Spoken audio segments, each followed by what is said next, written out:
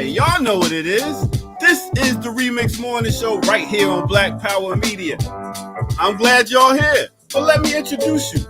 I go by the name of the Ear Doctor, and your host for today is no other than Dr. Jared Ball. Kim Brown. Oh, can you hear me now? I don't hear the echo. Jared That's Ball. what I'm looking for, though. I'm looking Kim for that Brown. echo. Kalonji Jama Changa. Chonga. I ain't got my regular mic. Damn. Damn. I missed that reverb. Right. Damn, I missed the reverb. I was trying to. Oh, now y'all missed beatbox it.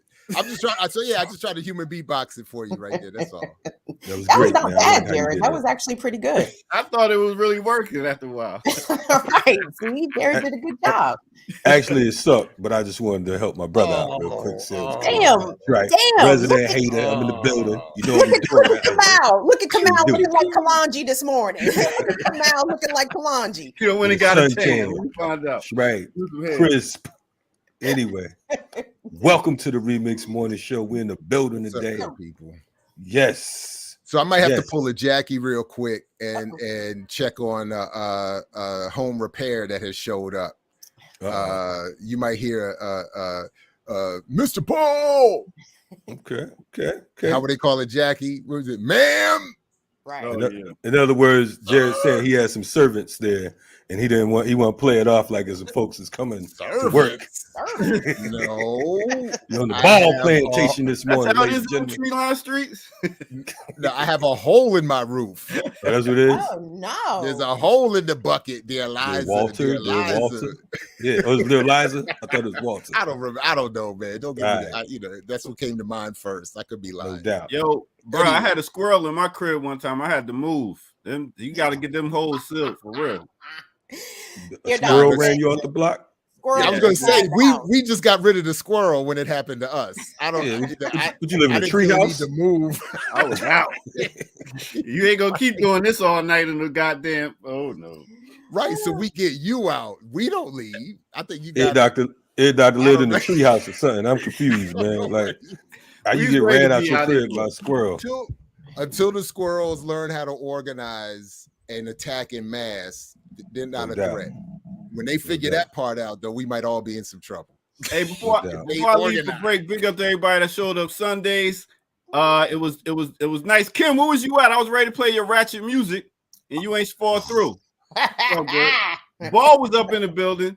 But anyway, I'll take you on the break. I told him it was the DJ version of when we used to do radio, and we ran out of hosts, guests, and topics, and we just opened up the phone lines for community comment. And Ear Doctor was like, "We just gonna take requests this week." Request line never happens with the DJ. Line. Never happens. I mean, that was the joint back in the day, man. Shout out to my folks in Bridgeport.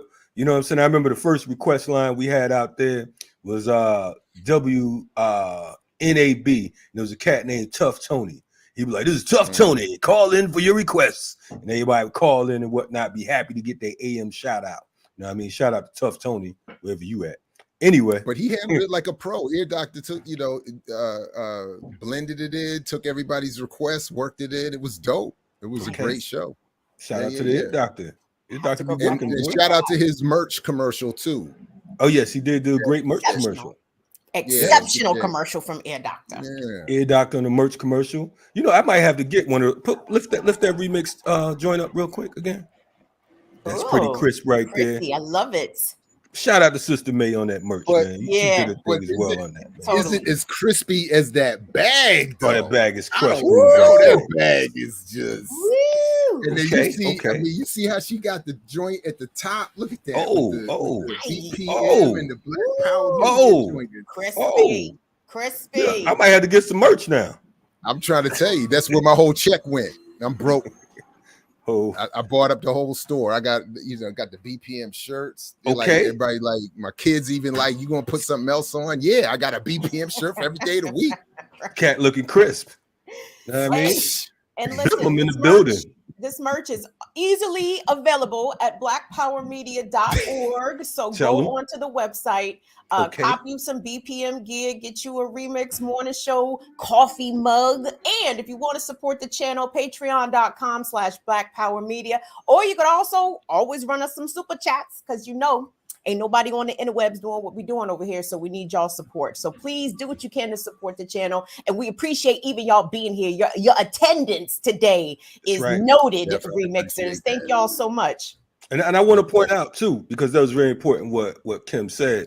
We are also your Patreons, and you supporting the merch. It not only supports the channel, but it also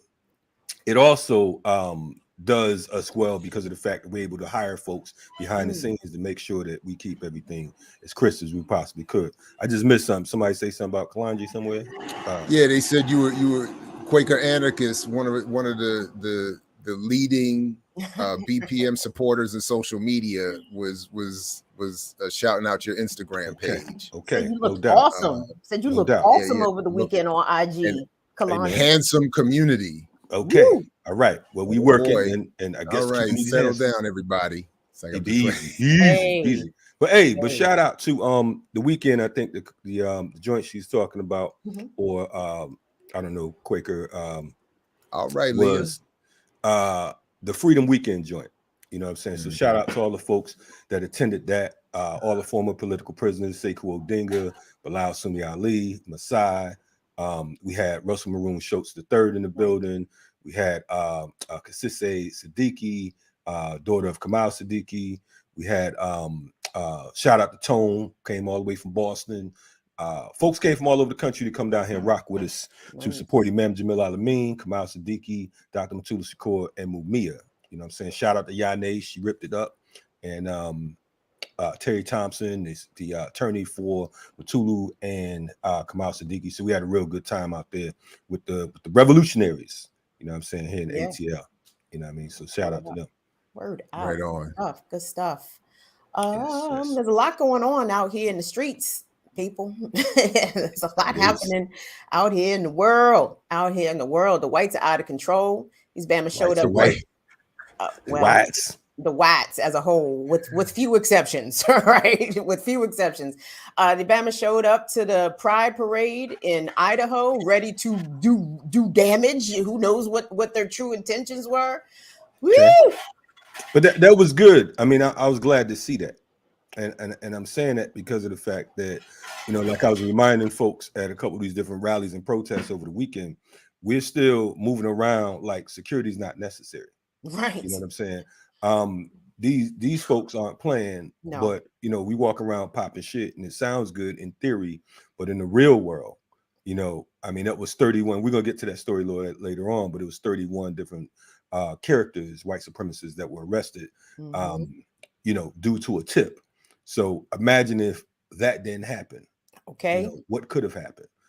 So make sure you all roll with force and stay on point, because it's not a game out here. And too many, and well, it seems an increasing amount of nominally white leftists or members of the so-called alternative press, with their attempts at populism, are trying to reach that very same audience, are trying to tap into that Tucker crowd, because they feel for some reason that it's easier to be in more solidarity with that audience, which is bigger and more financially supported, than it is to build an actual alternative. So I think, for all the people that want to keep pointing and say the media, the Fox News, Tucker Carlson media is causing all of this, I think are not paying enough attention to what's supposed to be the alternative. Is lending support to I don't even think that's it. I mean, we're acting like we're acting like this hasn't been 500 years in the making. You know what I'm saying? Any so-called lines of progression, we're still looked at as servants, as slaves, as indentured servants, or as enslaved Africans. And there's no respect, there's no laws that honor or respect us or any of that type of stuff. But I think that we keep making up excuses as if things are getting worse. When were things better? That's the question I have. You know what I'm saying? Like, oh man, it's really getting worse. I mean, tell that to the Africans who lived 150 years ago. You know what I'm saying? Tell that That's to an excellent point there, Kalonji, because people say that, and it's like, well, the whites who burned down Rosewood wasn't watching Fox News. You know what I'm saying? Yeah, like exactly. The whites who attacked Elaine, Arkansas, wasn't listening to Tucker Carlson. Like, this is the latest iteration of an unbroken line of racist propaganda that spurs white racist violence. So no, this is just our version of it, guys. The grandparents and the great grands had lots of different versions of this. This is just our version. Lucky us. No, I only mean that the supposed alternative is denying that history because they're upset that their narrative got interrupted when Trump beat Hillary. So, you know, because they wanted their whole approach is always to say that the history the two of you are correctly recounting was the aberration, the mistake that they have been correcting ever since. And had we got Hillary elected after Obama, that would have been more of a culmination of their victory. So here comes Trump, and you have folks literally saying that is what, and you know, encourage their radicalism. That's what encouraged their shift in consciousness. And so much of that includes, well, we have to have this populist inclusion of the white conservative crowd because we don't want to keep losing them to the Trumps. And I'm like, anyway, so but Jay, I mean, I have to point out that here in the United States today is Flag Day. So to all you good people out there, make sure you get a flag and burn that motherfucker or use it as toilet paper because it's the right thing to do in honor of our ancestors. So, you know, your flag. Anyway, just wanted to point that out. I didn't want to go by without acknowledging these American holidays or holidays. You know, that's why we have, so there's going to be, so my youngest went to visit where is going to be her future high school. And during the initial introduction, they did the whole national anthem thing. She stayed seated with her group of friends. Her future principal, a black man, stands up and says, more or less, this, I'm hearing this secondhand. I was not there. And more or less says, you have to stand up. We want to encourage people to stand up and respect that. So I feel like he and I are on another course. Collision may be too strong a word, but for some meetings and discussions. Because if my child wants to sit down and can explain why she's sitting down, or even if she can't, but she can, that's what she gonna do, and that's how it's gonna be, and that's what it is. Let me and find if out anybody got any further questions, you know what I'm let me find out my principal is still working out here. My high school principal is still working because I had a respectable ass Negro as my high school principal too on that respectability bullshit. And yes, confrontations were had. Look, I don't know what kind of school y'all went to, but when we went to school, it was rotten eggs, rotten tomatoes, and all that. You can get it. You get up there talking crazy, you know what I'm saying? You become lunch meat. So make sure we need to bring back the rotten tomato challenge. You know what I'm saying? Make sure, you know, for those who out here farming and whatnot, gardening, make sure those tomatoes, don't let them go to waste. Stack them up, and when you got to go to one of these meetings or one of these electoral politic, I forgot what you call them motherfuckers, inaugurations or whatever, bring your rotten tomatoes, you know what I mean? And for some of these Negroes that's running around here ambulance chasing, you know, give them some of that love or whatnot, you know what I'm saying? Feed them rotten tomatoes, rotten eggs. It go good with your breakfast. Anyway, RemiX Morning Show. This is Boom Back Breakfast. That's right. Speaking of that, speaking of rotten eggs, oh man, I was trying to come up with the opposite segue. I was trying to too. I couldn't think of that. No, you was not trying, Kalonji. He the farm. What are they? The farm fresh, non-GMO. That's what I was going to say. I was going to say the opposite. See, y'all hating on the man. Farm to turntables. Yeah. Hey, shout out to the ear doctor. What up? I swear, it's like we got the shortest memories. It's like people forget that we're prisoners of war. Like they act like everything is all cool now.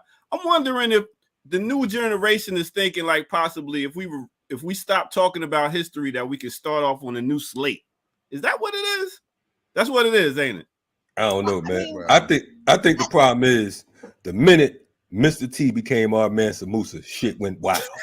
That's when it got berserk right there, but man, I'm just saying, in my mind. That's when we jumped the shark. Anyway, Kim, with your intellectual comeback, what were you about to say? Oh no, I was going to say, after the Civil War and during post-civil rights movement in certain states, I can't even say down south because I'm imagining you can find it across the country. But children in school were taught that slavery was a peculiar institution, that slaves were happy to be enslaved, and that the Northern Raiders coming down, the Union Army was, invaders, so to speak. So people have been taught a distorted version of history for a very long time in this country. Anyway, well, so yeah, we're gonna get back to that, but right now we're gonna take a quick break and get to a break right here on the Remix Morning Show, y'all. Let's go. Remix. Black Power Media.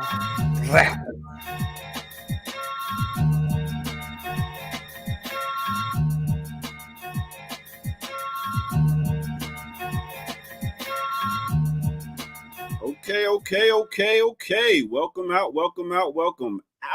Yes. This is the Remix Morning Show. I go by the name of the Ear Doctor. And while you're here, make sure y'all hit that like button. We got about 165 people in the building, so we should have about 165 likes, right? That's the math. Do the math. All right. Also go to patreon.com and drop some change in the bucket because we love it and we got this movement. We got to keep it going. So with that said, subscribers, subscribe if you haven't. And with that said, it's time to get to the weather. You see I'm right here in beautiful ATL. It's a beautiful, nice, sunny day today. Might go swimming. Might. All right, so let's start off in Florida, Miami. Miami has a high today of 87 degrees. 87 degrees, nice and warm. Now let's take it to the city of brotherly love, Philly, Pennsylvania. That's right, they got a high today of 81 out that John. All right, next, let's take it to San Francisco, California. The Bay Area, they got a high today of 72 degrees. And next, let's take it up north, Midwest to Flint, Michigan. They have a high today of 82 degrees. And now let's take it to San Jose, Costa Rica. They have a high today of 72 degrees also. It's a lot of 72s and 80s going on here. Now let's take it to Bamako, Mali. I say that right? We're saying it like that today. All right, they got a high today of 98 degrees. Next, let's take it to Bahagara, India. That's right. They got a high today of 109 degrees. Now, that's hot. But I'll tell you what is really hot. This sister right here, 11-year-old Michaela Umar, has raised the bar. That's right. She has done a contract with Whole Foods, making $11 million. She is a Austin, Texas sixth grader who's built her lemonade, which was called Be Sweet, but is being changed to Me and the Bees. That's right. Whole Foods said we're going to put it in like 4 of our different stores throughout the area. And they promised that, listen, they're going to support it because she's supporting the bees, which is good, especially with people with allergies. They need that local honey to help them get over the allergies. So big up to this sister right here. Let's spread some good news this morning right here on the Black Power Media Remix Morning Show. Now let's take it back to our hosts. All right.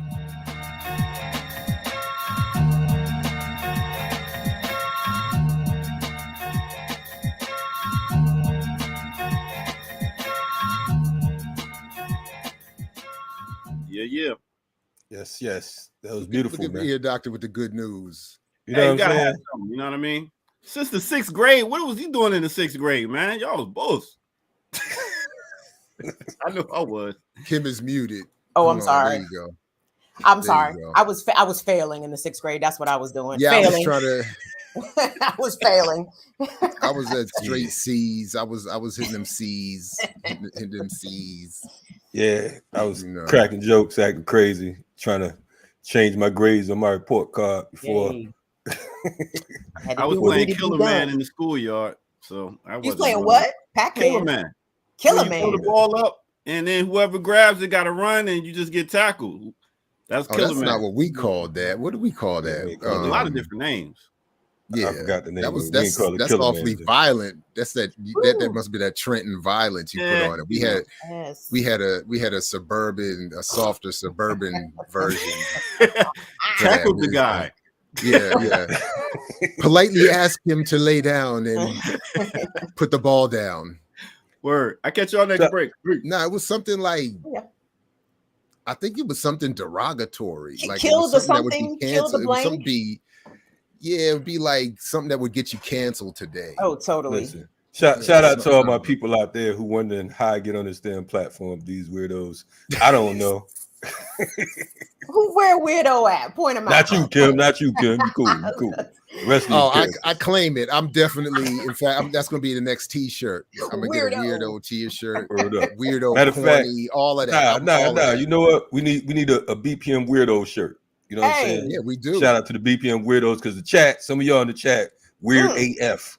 You know what I'm saying? We definitely need a remixer chat shirt. Yes, we definitely need a remix. Like I survived the chat in BPM or something like that. Yes. I need one of them. Hey, I shouted out. I mean, I met some of the when I hosted this joint on Saturday. I met some of the remixers and I met some of the folks who support BPM. And shout out to Tunde and Nina for the work they were doing behind the scenes on Saturday. And it was funny because the sister Nina said that we was having problems with the stream, and the stream was, from whoever had the Wi-Fi or the hotspot. And I was like, man, she said, well, you don't have any equipment? I said, no. She said, I thought all my BPM donations was going towards equipment. I was like, I said, I just came in to host. I don't know what you're talking about. That's what it was. The spot. Where is the transparency? So my man, Dr. Hate came through. That was what we called it. Oh no, that's not Dr. Hate. That's my other man. That's my other man. Shout out to Organized Coup. And as he puts it, we used to call it, unfortunately, Smear the Queer. That's what we called it. It's called what? That's Smear the Queer. That's what we called the game. Okay. Yeah. So that's I knew it was on that cancellation line. Look at how the boys were socialized. Look at how the boys were socialized. I assure you, girls played no such games, such kind of games. Where I'm from, we had never even heard of that word, so I can't even claim that for you. I don't even know a worse word. The word was probably worser. I don't know. You know what I'm saying? I'm trying to think if we were conscious of what we were saying. Like, I'm not sure. Y'all from the Tree Line Streets. Y'all was conscious of it. It was like, well, and my man here, I don't know where Mark, shout out to Organized Coup, man. One of the anyway. Right. One of the brothers from back. I'm not sure he didn't grow up where I grew up, but I'm not entirely sure how tree lined his streets were. That led him to that. That was definitely how we called it out here. Bush line. Okay. Shrub lines. Bush line. Anyway, we gotta take this. We gotta slap the map because some of y'all slap the map. You right. About to get banned over here. It's weird and all that. Anyway.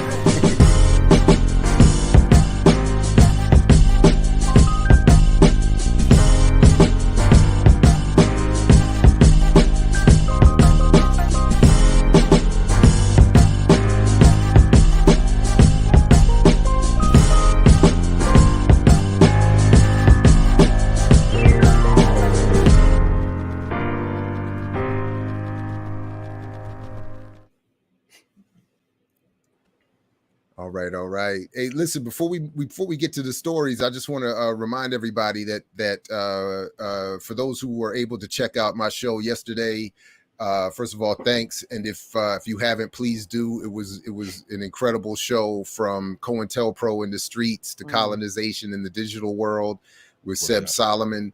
But we talked about, we're going to at 9:30 this morning share here the live stream covering April Goggins' FOIA hearing regarding her request which is, a demand that Metropolitan Police Department here in DC turn over their surveillance records of her and others. So April May and or Max may join us for some live commentary then. So we're gonna that's what's gonna happen around 9:30 in the next hour, and then the interview that I have scheduled at 10 will go off as planned. But by all means, feel free.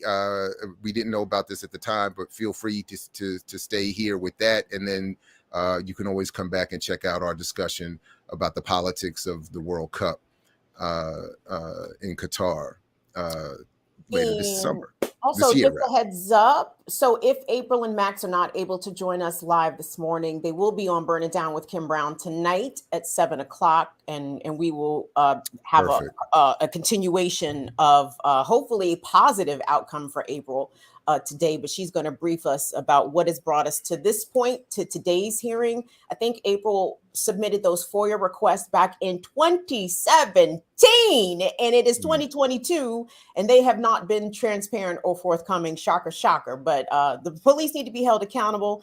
We are in a mayoral election cycle here in the District of Columbia. I say we like I'm a district resident, but next door they elected a mayor in DC, and even though Muriel Bowser is likely going to be reelected, I think the issue of police accountability is one that the community is absolutely willing to approach her about. Like, what the fuck is up with this shit, Muriel Bowser? So tonight, Burn It Down with Kim Brown, 7:00. April Goggins and Max Rameau will be there. No doubt. Right on. Shout out to Paca. Shout out to Nefta. We appreciate you, Nefta. Yes, sure. Yeah, Netfa is everywhere and everything. That's a bad brother right there. But definitely shout out to them. And I hope that you all have time to have April recount her the full story of that surveillance situation that she suffered, because there's so many overlapping and parallel atrocities in that story, and the ridiculousness of the police is just again laid bare before us to see. So well, it's wild, right? Yeah. Like MPD got time to sit on April's block and surveil her, but the crackers run it up in the Capitol. Y'all didn't even know them niggas was coming. You know what I'm saying? Like shining lights in her house and stuff. Yeah, like torture. Yeah, yeah, that's right. But they don't know. Y'all don't know when the Capitol's about to be ran up in, and they screaming, "Hang Mike Pence!" And this nigga Trump talk about, I think they should have hung Mike Pence. I'm like, dog. It ain't that they don't know. It's like they don't want to know. They know and they don't care. You know what I'm saying? They have convenient amnesia and selective reasoning when it's time. So we just, the thing is, we got to roll like we know. So that's what's important. Shout out to Burn It Down, Kim Brown. Make sure you check out her show. Shout out to Black Power Media and all our affiliates. You know what I mean? It's a whole lot of dope producers and organizers out there. Shout out to BAP and some of those good folks out there. Shout out to the STP movement. 18 years we got to celebrate the other day. So salute to those good folks as well. But get involved. Let's organize, man. That's what it is. Organizing is a new cool. You know what we do around here. Already. Anyway, what kind of news we got today, Dr. J? Just like I said about my anniversary, man. Our marriage and your organization are now legal adults, man. 18 years. You know what I'm saying? Congratulations. Back together. Can be charged with felonies. Can be charged with felonies. Get sent to war, but you cannot drink. You cannot drink. Charged with felonies. We was born with Fed files around here. What you talking about? Charged with felonies. That's it. That's facts. That's a lesser charge. Kalanji, when you catch your first felony charge? Not man, look here, man. I don't know what you're talking about, man. All right. Yeah, I'm gonna shut up. When I catch my first felony charge, I'm non-violent like King and them. All right. But anyway, hey, all felonies ain't violent. Hey, speaking of felonies, let's talk about some true felons, the police. Oh shit! You know what I'm saying? Let's talk about this whole Patrick Leo. Yes. How you spell that, man? Patrick Leoya. Okay. So they're talking about this officer was charged on Thursday with one count of second-degree murder in the killing of Patrick Leoya. Sorry. who was shot in the back of the head during a struggle after April traffic stop. They're saying that the white Grand Rapid police officer, Christopher Scher, of course, we saw the video. They stopped him. Dude wanted to pull him out the car and everything, or he got out the car, and homeboy attempted to tase him. And well, not homeboy, this racist ass cracker cop attempted to tase him. My man went to run first. He caught up with him, grabbed the taser, and they wrestled. Of course, the cops, what do you call it? Body cam conveniently went off, but luckily whoever was in the car with Patrick videotaped it, and we witnessed him being shot. Now, similar situation. I mean, well, beyond that, before I go there, so they're talking about charging this cop or whatever with second degree. Will that stick? We don't know. What does that look like? We don't know. Not much, of course, because we already know what's what. The district attorney, Christopher Becker, said the decision to charge Scher was because of the brutal killing and all the footage that they witnessed, and they said he must be held accountable to pursue an unarmed Patrick, ultimately shooting him in the back of the head for nothing more than a traffic stop. Okay, so this cat Becker, he ends up, he said he wrote a letter to the family of Leoya, saying that wrote it to him in Swahili. Wasn't that nice of this young white man? He said, he wrote him a nice letter in Swahili and said that basically justice to be served. Now, will that happen or not? We don't know. But it's interesting, the whole grabbing the taser situation and being shot. We were at a rally on Sunday for this second year anniversary of the murder of Rayshard Brooks. Of course, you all may remember Rayshard was shot and killed here in Atlanta when he was when he fell asleep inside of a car in his car in Wendy's, and they ended up getting him out the car, whatever. The cop talked to him for a half hour. Cop ended up trying to arrest him. It didn't work. My man wrestled him away. He tried to tase Rayshard Brooks, and he ended up Rayshard took the taser and ran with it. Of course, he didn't like getting whooped up and everything and slapped up. So the officer, Garrett Rolfe, fired 2 shots in the back and murdered Rayshard Brooks. The same officer, 11 months later, he was fired the next day, as some of you may recall, but 11 months later, he received his job back. Mm-hmm. This officer and his partner announced 2 days before the second year anniversary of the murder of Rayshard Brooks that they are suing the city now. So it's real wild, but it's another one of those taser situations, and you keep getting folks talking about, well, why would they grab the taser? Motherfucker, do you want to be electrocuted? Do you want to be shocked? You know what I'm saying? I mean, that's a barbaric mean. You can't do that to a dog. You know what I'm saying? You can't do that to an animal, but it's okay for you to stun or shock another human being for mere traffic stops, for falling asleep in a damn car. I mean, come on, man. I mean, this is totally ridiculous. I mean, the fact that the pig here, Garrett Rolfe, got his job back was like insanity. And now, like I said, they're suing the city. But we went out there on Sunday for this commemoration. Shout out to Russell Maroon Schultz III. He ripped it up. Sekou and a number of other folks joined us as well. But that fight, this is it's a long-term thing. It's a protracted war, and we will, we have to organize. Well, they just need more training. That's all. Well, first of all, we need to credit the activists in Grand Rapids, because they had sustained protests. They went to the Grand Rapids, I believe, City Council, and flooded these elected officials with demands of responsibility and accountability for police. So I don't think without the outcry from the community, we would be even talking about this officer facing second-degree murder charges. So I want to credit the activists up there in Grand Rapids for pushing this and making sure that this happened at minimum. That charges would be filed. So that was an organizing effort that helped to bring this about. I would say the activists and the passenger for being smart enough to record that situation, because the camera went off. So had that the cop's camera conveniently went off, but had we not seen that recording, then it would have been harder to prove in court, because it's like, well, he did this or he did that. Because even with the situation in Georgia with Rayshard Brooks, soon as I believe it was the lieutenant, he came on the scene, he was telling the other pig what to say. Well, say this, don't say this happened, say such and such, so on and so forth. But again, they didn't realize that it had been recorded. So while I'm not a fan of folks just standing there recording and not assisting, I'd rather you do something than nothing. In the mortal words of Bunchy Carter, he said, if you can't do nothing but spit, then motherfucker spit.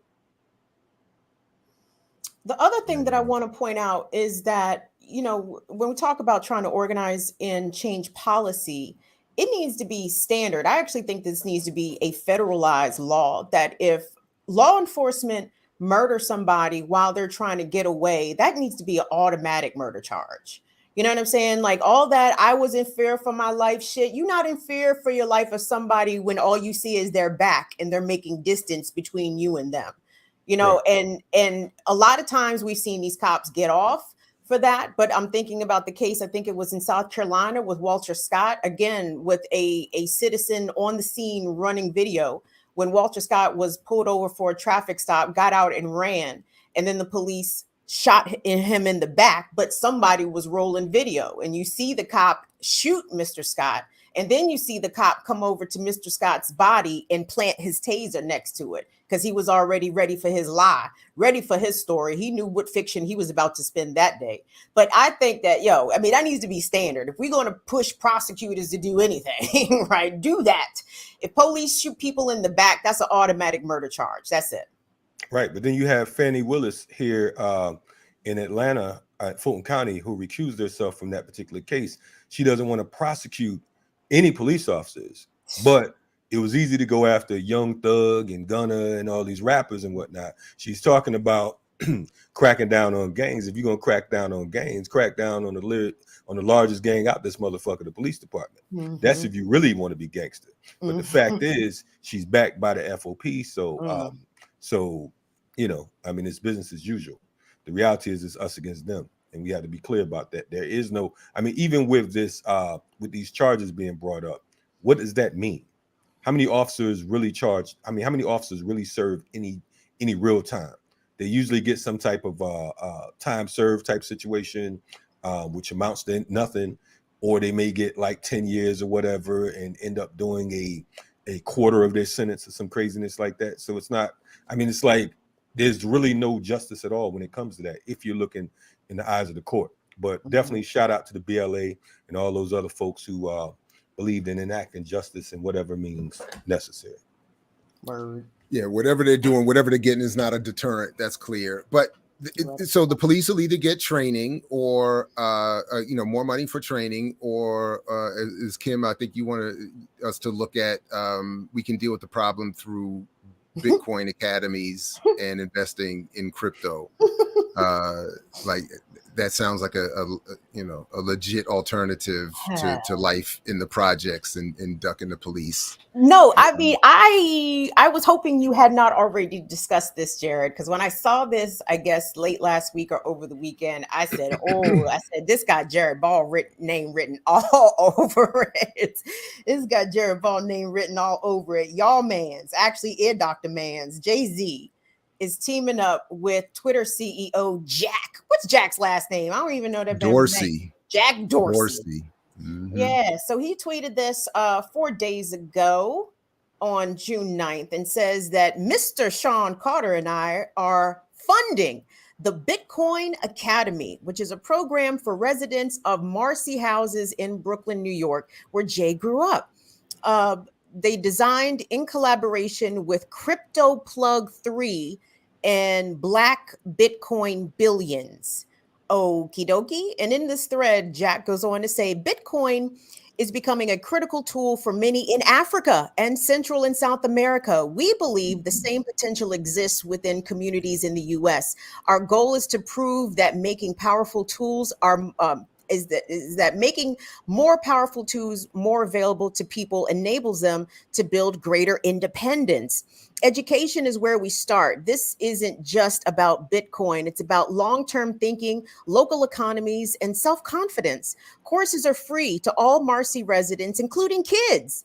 And to make it even easier, we're providing devices and data plans for all who need it. Thanks to all the teams at Blocks and Sean Carter SF for all the work that they did to make this happen. This is just the start of this program. Much more to come soon. Hey, look at this follow-up from Michael Saylor, who's a big cryptogandist himself.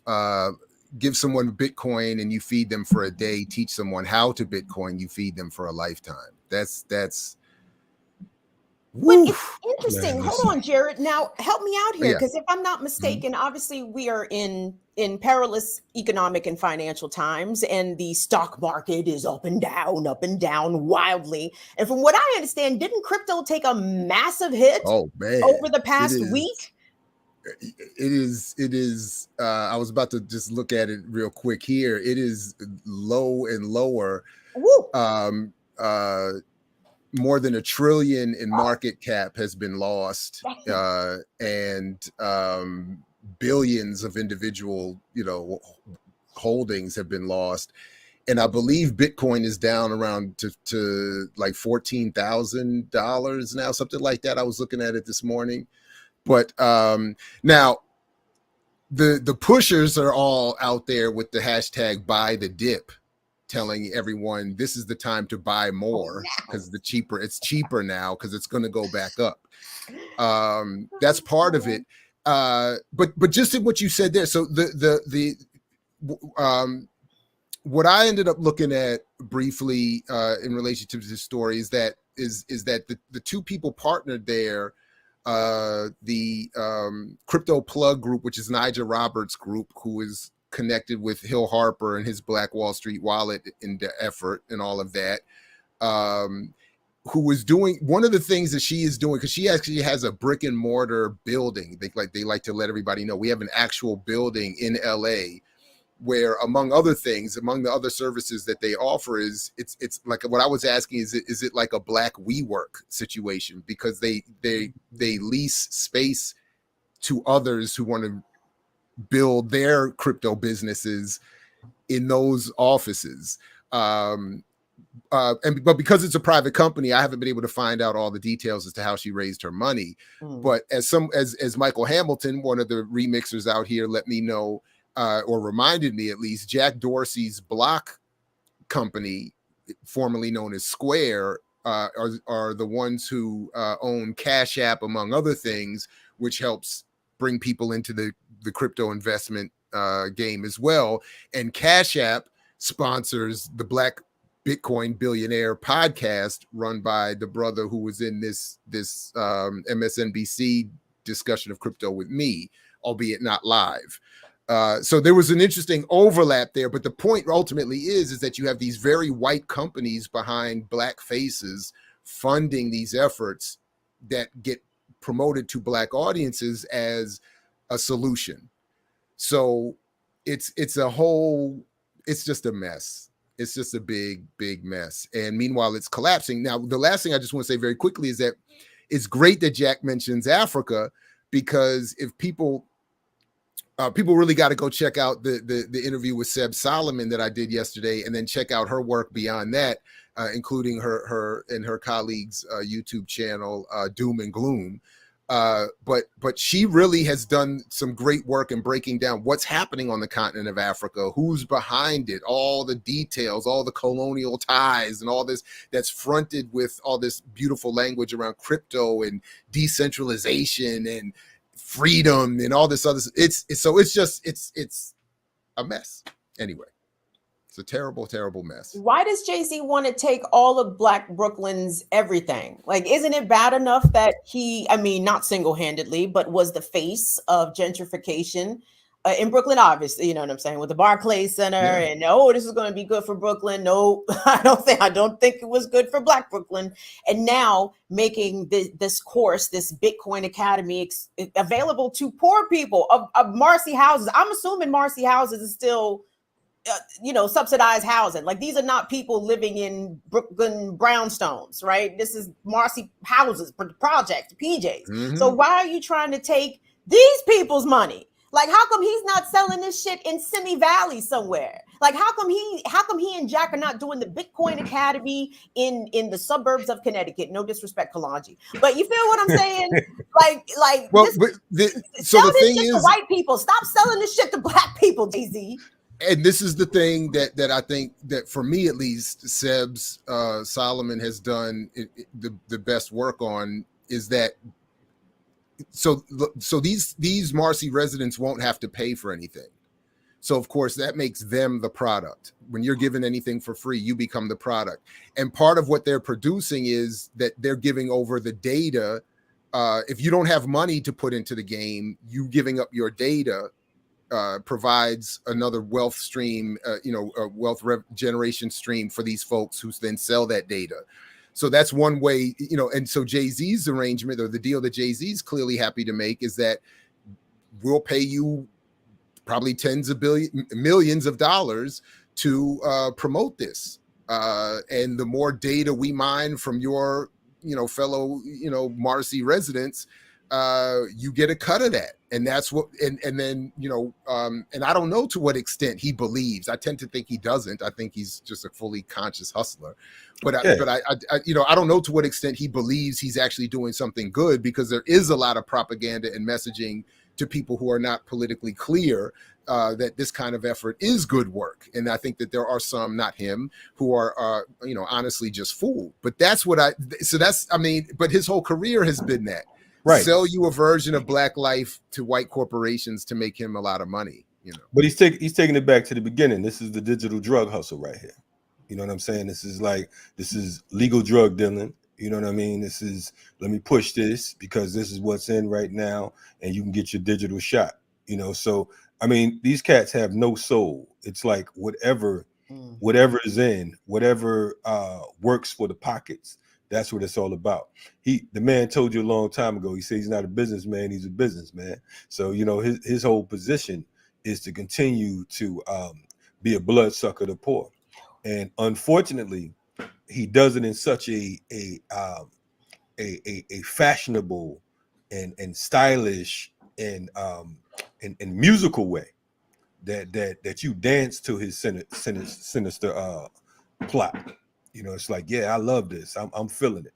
You know what I'm saying? He could write songs about Lucifer and you dance to it and love it, and it's all good. Because that's just how he gets down. But he knows what he's doing. He's far too intelligent. Like, do more mainstreamy Black media outlets, do they have this kind of critique for Jay-Z and this shit? Like, is Roland Martin about to ream Jay-Z a new one for pushing this cryptocurrency on poor Black communities as the crypto market is experiencing a massive dip right now? I mean, to me, the timing here is kind of uncanny that Jack would announce this just a few short days ago on Twitter as the crypto market is imploding. And it's like, who is Joy-Ann Reid giving it to Jay-Z like this on MSNBC? Or are they just why would they? Why would they? I know. You know what I'm saying? They're looking for those advertisements. See, the thing is, we don't get any ad dollars.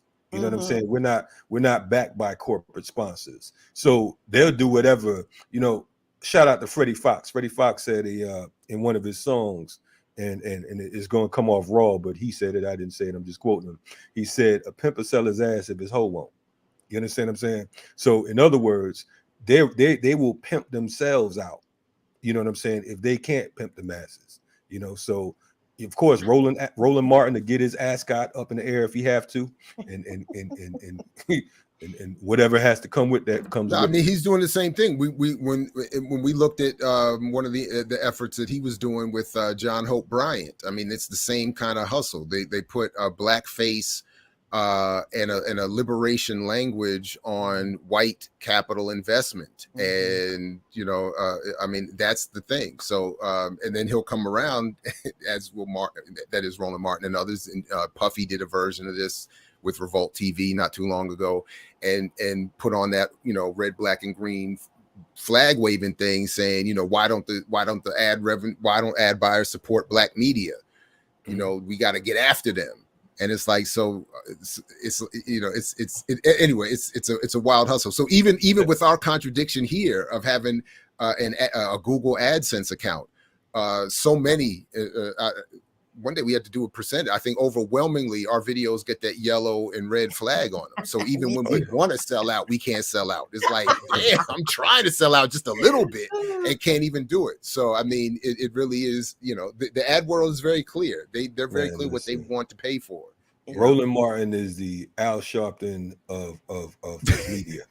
You know what I'm saying? They're the Jesse Jacksons. What they do is they go team up with these other Negroes, with these corporations, and say, look, we need your ad dollars. You know, check out our joint. We can make it happen for you. You know what I'm saying? And that's just the reality of it. And then every now and then he'll hop on my Twitter feed to tell me what I said was wrong. Get your sucker ass up out of here, boy. Don't play with me. And then laugh at us for not having enough views on our video. I know, like, you peasants. But never in our face, though. Get his ass smacked out. No. I mean, dog. No, the last time he was in somebody's face, brother Data and Wakuri was giving it to him on his show.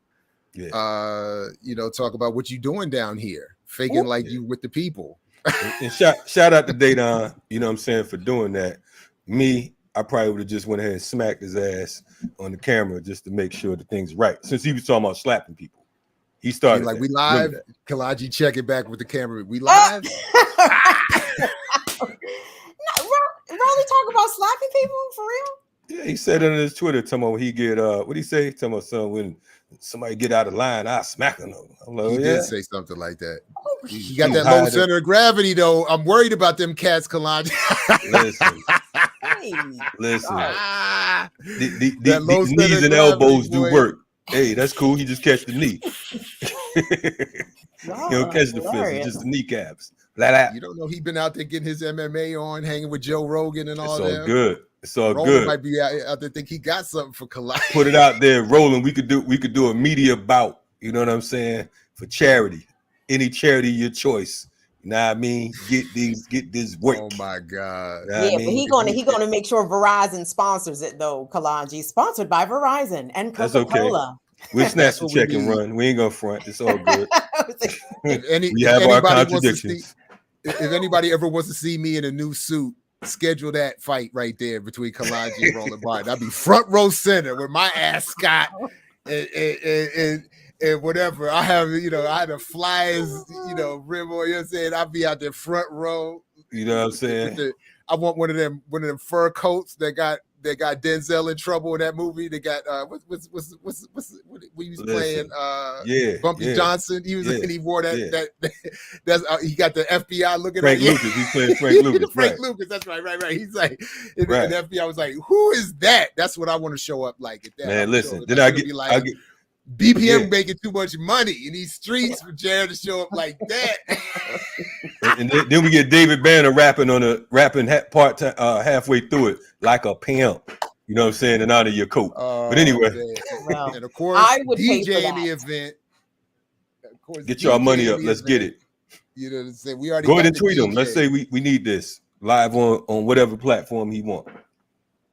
We got the DJ already, and he's already on stage. He's already under the lights, ready to go. That's how he don't have to get ready. He stays ready. Let's get it. What we're gonna do right now, as you can see, it's time for a artist spotlight. So we're gonna shine some light on the artist. That's it. Chinchilla. Yeah. Yo, let's get it right here on the Remix Morning Show, y'all. Hey, Dear Doctor. Let's go.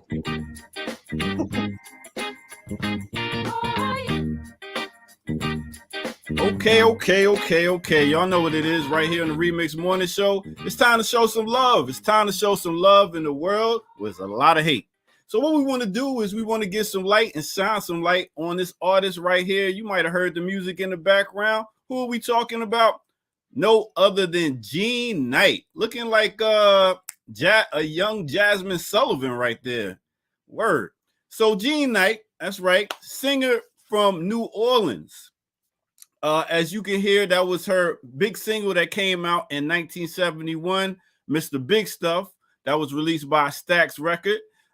Pretty much she started at a young age, and she came out doing the demo of Jackie Wilson's song, Stop Dogging Me Around. Not Fat Boys, Don't You Dog Me, but that was Jackie Wilson, Stop Dogging Me Around.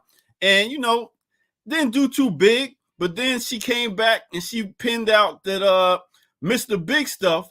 And why Mr. Big Stuff wasn't getting big as it should have been, it was locally. But, you know, King Floyd's hit song Groove Me came out, and it was certain similarities to that song where they put that out at the same time. And right after that, it became a #1 R&B hit. It went double platinum. She even got a Grammy nomination for Best R&B Vocal Performance as a female, but it lost to Aretha Franklin's version of Bridge Over Troubled Water. That's right. So she toured for a while, did her thing. She had like 5 albums. They didn't really do much. Only that one single was the one that did something. So she went back to her New Orleans roots and started doing Zydeco. She did a song called My Toot Toot. That's right. So she was doing that for a while, toured around. It actually made #3 in South Africa. She was on Solid Gold. Y'all remember Solid Gold? Woo, wow. So yeah, so that is who I'm talking about right now. Jean Knight, like I said, she had 5 albums. That one song is about all you're going to hear from her.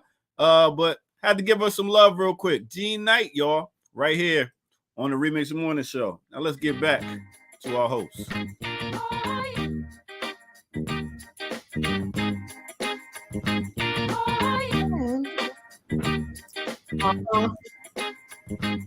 Oh, yeah. And you might remember that song from Heavy D, Mr. Hell B. yeah. I'm rough and tough and all that stuff. I make you dance and prance till you huff and puff. Come on, Hev. Is this no way you can get enough of me? Yo, Mr. Big Stuff. Woo! Love Heavy D. Oh, man, one of the greatest entertainers ever. That shit was right. I got to see him and it was Scoob and Scrap with his dancers, right? Was that that was Big Daddy Big Daddy King's dancers. Okay, my bad. I gotta do that all the time. Trouble T. Roy. Trouble T. Roy, my bad. That's right. Shout out to Trouble T. Roy. Matter of fact, I'm trying to get I know they having their 30-year anniversary. CL Smooth's doing a little tour situation. So hopefully we can bring them through the joint. Word. I just wanted to put I interviewed CL once at a Black August event. It didn't go well. I have to say it did not go well. Was it a fight? Not a great. No, not like that. It just wasn't a great interview. I think he was not in the mood. He was not interested in the questions. But anyway. Speaking of classic album, that Mecca and the Soul Brother, we gotta go over that one as one of those classic albums. That was a hard one. Yeah. But that's your break for today. What up? Oh, I just wanted to say, whoever you said somebody lost out to Aretha's Bridge Over Troubled Water, and that would have to be the L everyone would have to take, because she damaged that song beyond repair, and the original can't be heard no more. That's how well she did it. The original don't count. The original don't count no more. Yeah, she did wreck it. You know what I'm saying? And on that live album, Live at the Fillmore, if you read the liner notes, which I used to do, which used to be a great thing about albums and even CDs, she performed that live. She had the Memphis Horns. She had who fronted the Memphis Horns? She had what's my man on piano? She had Ray Charles showed up on a whim, apparently was walking by and heard that Aretha was playing, showed up, jumped on stage and got on piano with her. She had a whole King Curtis and the Memphis Horns. She had a whole crew. Hey, yo, anyway. but how about that snub when she was walking through? I think she was going to perform somewhere, and she passed Patti LaBelle. She was showing everybody love, and Patti tried to reach out to her, and she dissed her like that. You know what I'm saying? I was like, damn, you ain't gave her to Dr. King Jesse Jackson. She Dr. King Jesse. Hey, if you watch that speech when Dr. King says the mountaintop speech, and he turns around and Jesse sticks his hand out, and King is like, he's in the back. It's like, nah.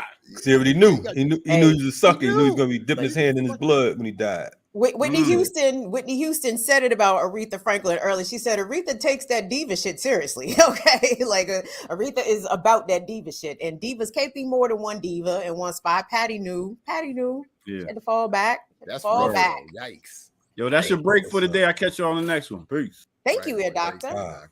Thank you, Shirley. That was at the White House. Thank you. And Blood Honey and all those good people out there. Yes. What happened at the White House? They were saying that the joint was Patty getting dissed by Aretha. Was that during the Obama White House? I'm not familiar. Nah, I don't remember exactly when I just saw a clip, but anyway. I mean, your man loved Aretha too, though. What's his name? The first fake black president. Oh, Bill Clinton. Yeah, he did love Aretha. He said it at her funeral. He was preaching at. Well, I don't know what the fuck he was doing at her funeral, but talking at her funeral, he said, "Yeah, my friend Aretha, my friend." He's talking like that. Say that one more time, Kim. My friend Aretha, my friend. That's not a bad. No, say funeral one more time. Funeral. At the funeral. At the funeral. Anyway, check out the Remix Morning Show. And again, I gotta give a disclaimer. These motherfuckers crazy around here. What little kind of news y'all got on the funeral?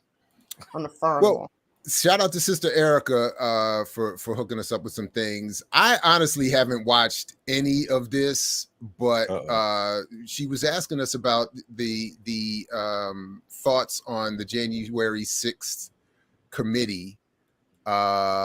And although this link I think is going somewhere else, but are you all watching any of this? So I'm gonna have to find something because this is not. I think the link is not the one that she was intending. I didn't get to watch it. I had to clip my toenails or iron my cat or something. I don't know. So I watched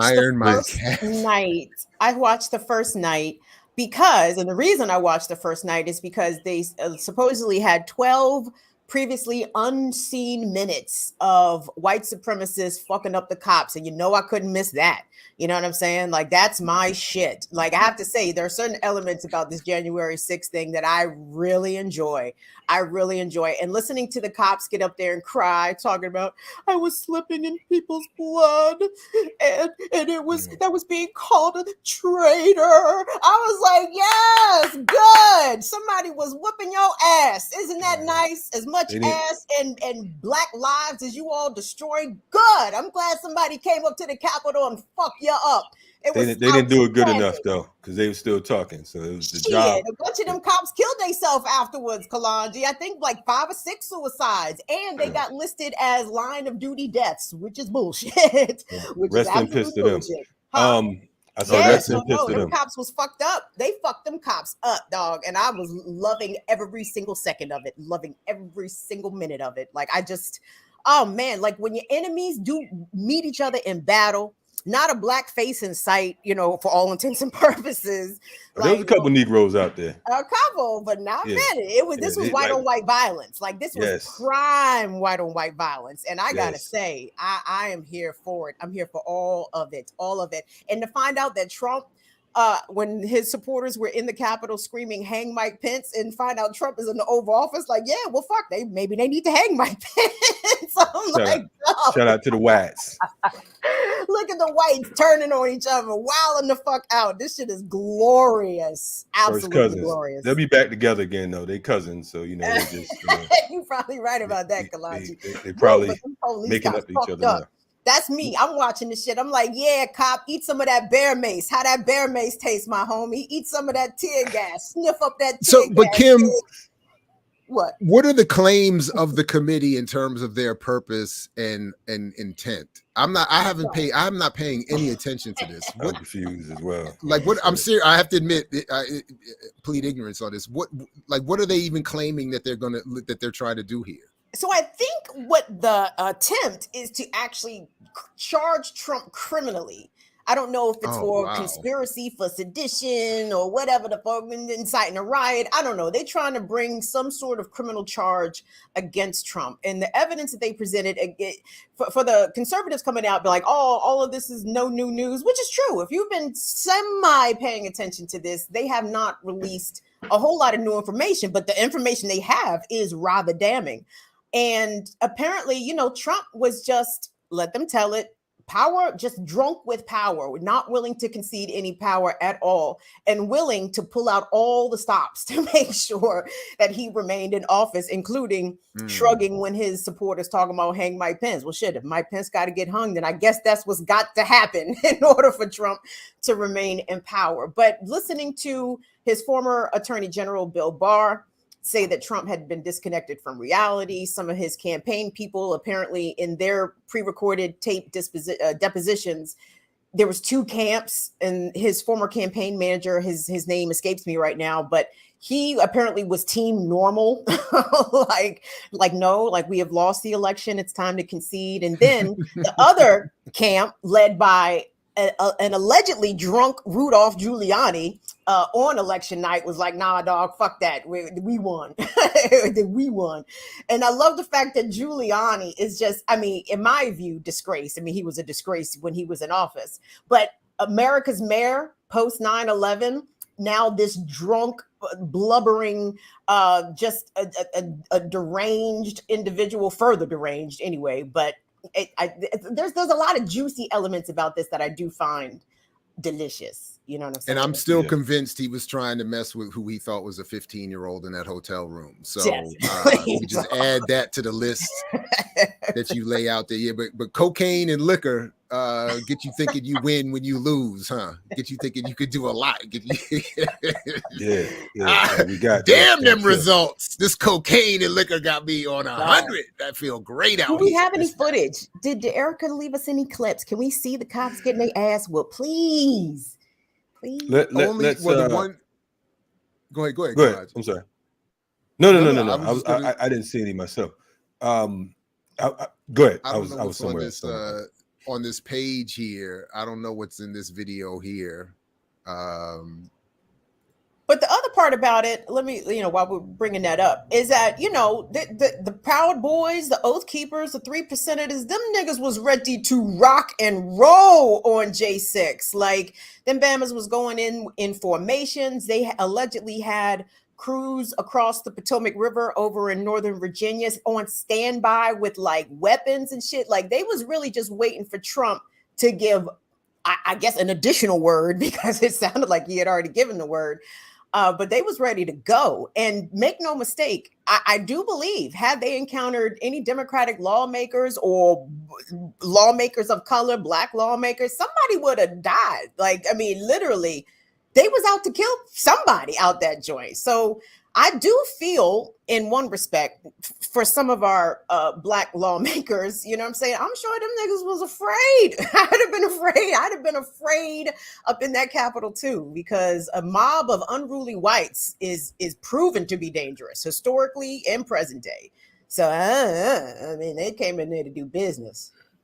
Hey, man. Now, I didn't see any footage in that clip of what you're looking for, but it looked like just a straight hearing. And oh God!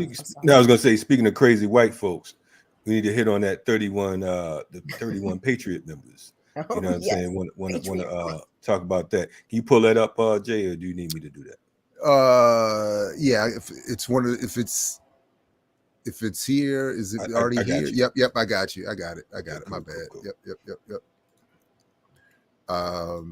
The other end of January 16th, is that what you're saying? Like the leftovers or whatever? Yeah. Those good folks. Yes. So you want to go ahead and lead that story, Phil? So yeah, go ahead.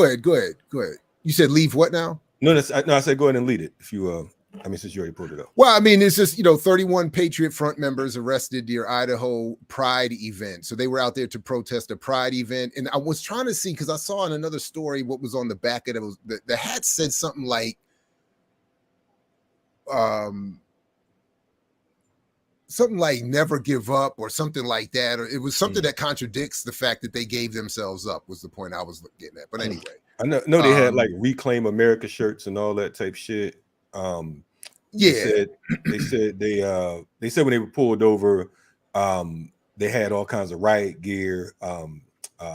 He's wearing khakis and navy blue shirts and beige hats with white what do you call it, balaclavas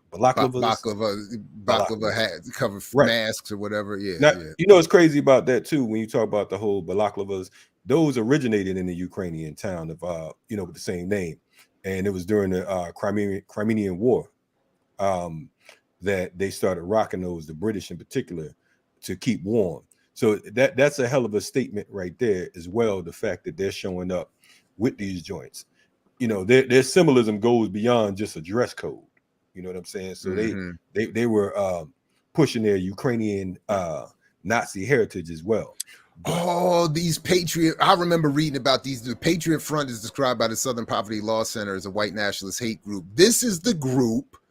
Now, these cats, if I remember correctly, these cats don't mess around. Like this group gets down for real. So maybe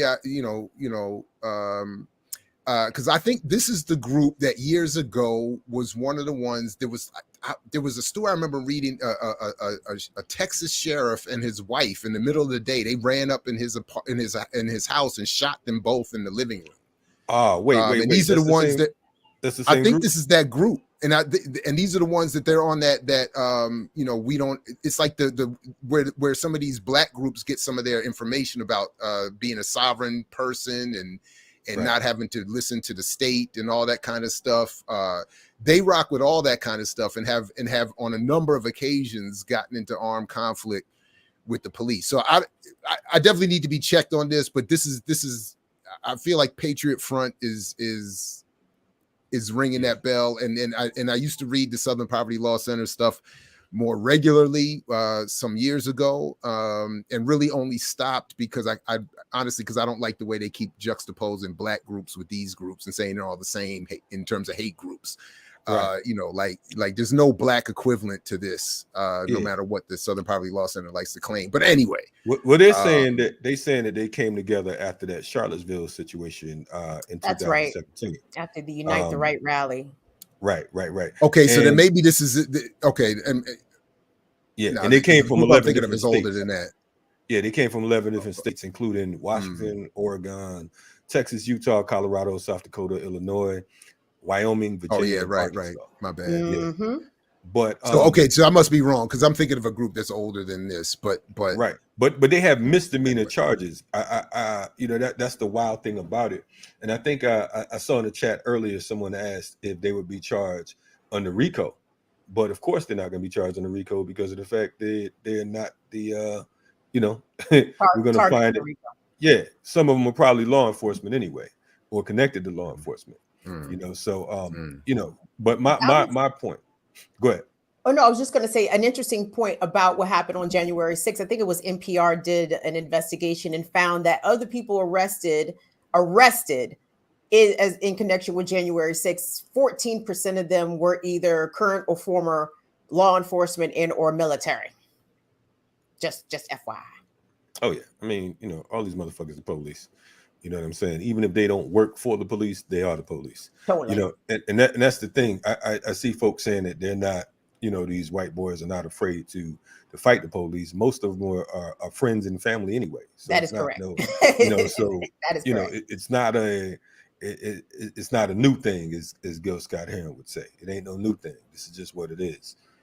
But my thing about this whole what alarmed me is that it is a reminder for us, because again, we keep talking about these mass shootings and all of this, and they come with these fake ass gun laws and gun bills to quote unquote curb shit.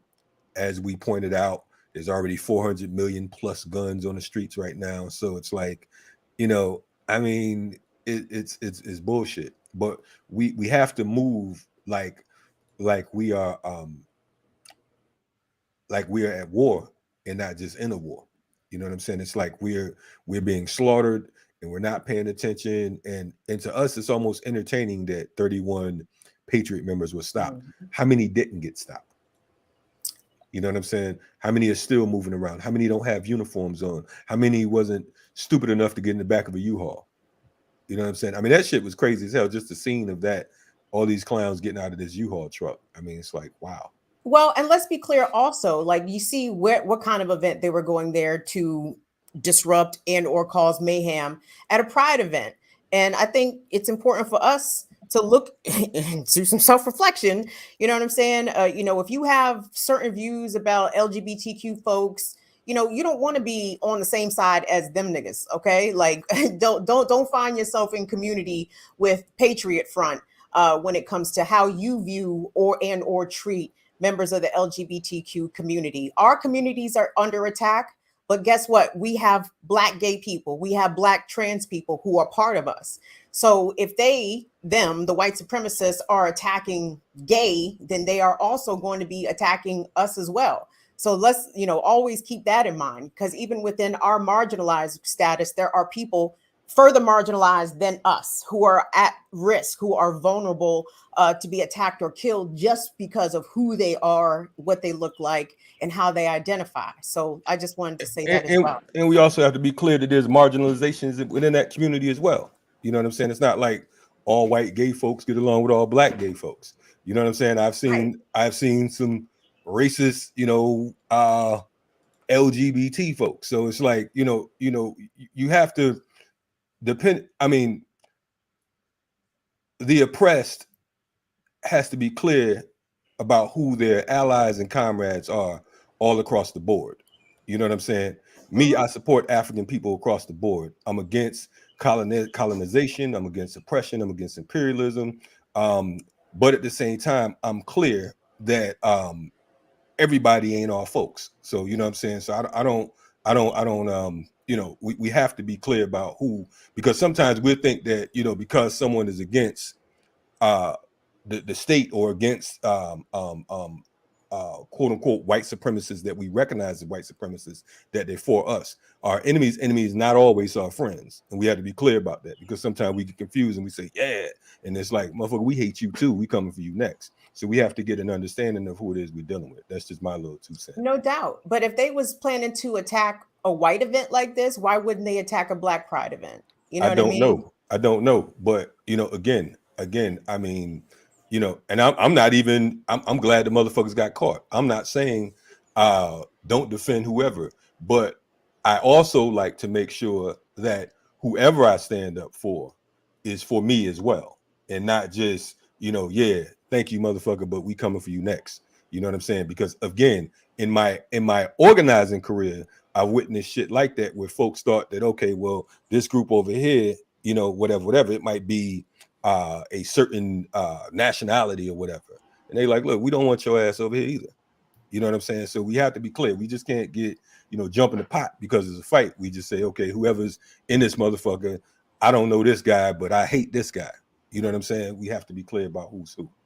So please be vigilant during Pride Month, guys, because I mean, this incident in Coeur d'Alene, it should be telling. You know what I'm saying? Like all Pride events are vulnerable this Pride Month. Every single one of them, from New York City to San Diego. So just be on your P's and Q's during this Pride, well, every day, but especially during Pride Month, because these people are openly planning to attack these events. And if our people are out there too, guess what? Our people will be attacked as well. So just be vigilant. Yeah. And if you African or you colonized or oppressed or marginalized, period, be advised, every goddamn month, as Kim said, all 12 months, all year, you know what I'm saying? All decade, all century. This is a continual situation. It's not just where we are in the particular moment, because sometimes we say, okay, boom, watch out, this is about to go down. No, let's make sure that we prepare ourselves. Let's make sure that we are politically astute, that we're in tune. Let's make sure that we train, because a lot of things can be prevented. Whoever dropped dime on these folks with this truck, they at least used a visual. They at least noticed that something was wrong, something wasn't right. Security begins before it goes down, not after. You know what I'm saying? Because a lot of folks, they're like, okay, if something happened, we got security here. No, just like they do when you talked about surveillance earlier.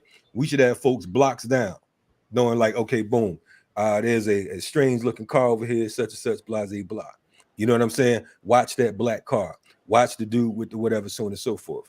We have to be clear because sometimes we think the security is just right up in our face. So, preparedness is the best security. Mm-hmm. Let me say something real quick, y'all, because I saw people in the chat talking about laughing at the fascists ain't funny. Guys, I don't see police get fucked up on a regular basis. Like, I don't see police get their ass whooped on national television and not a soul in sight to save them. I will always find that funny. I'm sorry, not sorry. I understand the seriousness of the fascism, but guess what? If I'm serious 24 hours a day, then I might as well go out and do something not good. You understand? So if I can't find the humor in my enemies getting fucked up, then what is my motherfucking purpose? Like, if I can't laugh at white cops getting fucked up, then what is funny? Then what is actually funny? So anyway, what is humor? I hear where y'all are coming from. I hear where y'all are coming from, but we just gonna have to agree to disagree, because I'm never not gonna find the cops getting fucked up not funny. Yeah, and I agree. Kim was asking a real existential crisis question. What is funny if that's not fun? Like, what? That's deep. We get deep here in the remix. No doubt. And that's the wild thing, man. We have so many different, well, this, you can't do this, you can't do that. Yo, it's fuck the police, white police, black police, gay police. I don't give a fuck. You know what I'm saying? That's my particular joint.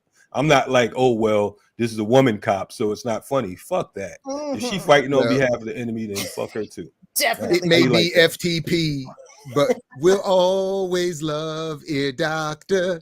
Amen. Love your ear. Peace to the Ear Doctor. What up, Ear? Hey, that's what I'm here for the funny breaks. Ears of haze. Knowledgeable breaks. You know what I mean? Very knowledgeable. Yeah, yeah. So I'm sitting in the theater right now. Theater again. Yeah, I seen something that I want y'all to check out. What up, Kim? You saying something? Is it Bloskas? Nah, it's not Bloskas. I will be on the stage with my tuxedo. Oh, Blammies. Yeah. No, this is him. This is him creating the next bootleg. Definitely creating the next bootleg. Yo, it wasn't nothing like when the bootleg man used to come up to your window by the barbershop, the beauty salons, and had those fresh DVDs for $5. What? 3 for 10? Come on, man. But my favorite moments, they were rare for me, but the few times where I actually saw the bootlegger in creating the bootleg, like you show up and they sit in the with the camera like this. And a couple people even had mics, external mics, to try to get better audio. They were like, my bootleg game is a superior level. Anyway, my bad, man. Go ahead. I love black creativity. So with that said, let's go ahead and get to our next break right here on the Remix Morning Show. Black innovation. Crack is whack. Yeah, doctor.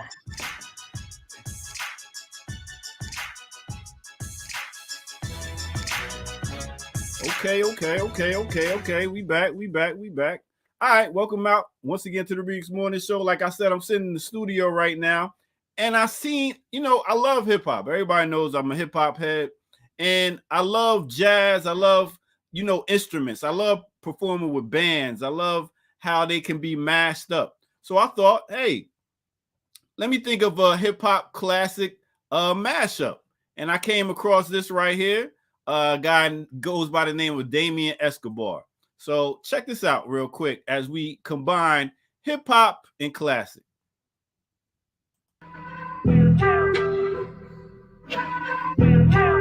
Going up top.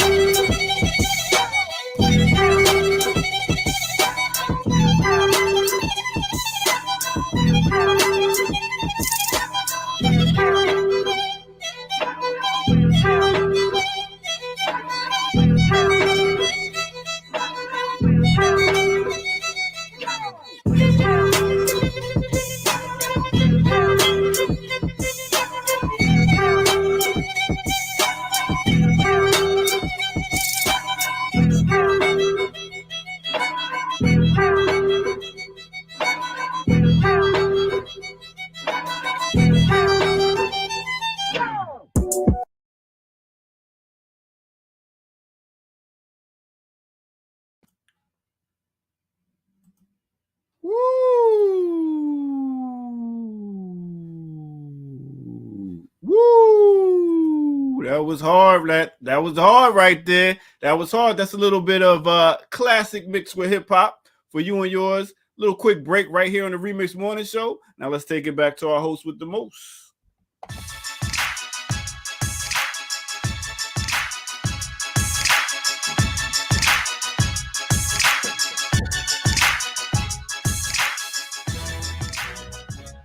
Yeah. That was dope. That was dope. You know, we're doing a lot of wedding DJ, doing a lot of DJs for weddings. I come across different violinists and stuff like that play over hip hop instrumentals and stuff. So I just wanted to share some of the stuff I've seen, which is a beautiful sight. Nice little mashup. It's right there, Doctor. You should have somebody do the violin when you do the wedding. I mean, do the like vintage RZA. It sounded like some old Wu-Tang. It did, yeah. Wu-Tang there. What was the name of that sister who was a violinist? She might have even been signed to Def Jam for a second. Maybe her name was Miri Ben Ali. Maybe I'm getting that wrong. Yeah. She was on for a second. Yeah. Wonder what happened to her. Well, you know what happened? What? She's been missing for a minute. So, man. Wow. And that's the break for the day. I'm out of here. Anyway, shout out to the doctor. Wow. Stop. Milk carton. That's messed up, man. Gave the milk carton. Never gave you niggas the internet. Jeez. Exactly. Y'all are funny. Again, I don't know how I got on here. But anyway. Sorry. Yes. So I'm keeping Miri Ben Ari. Is that what they said? Okay. Sorry about that.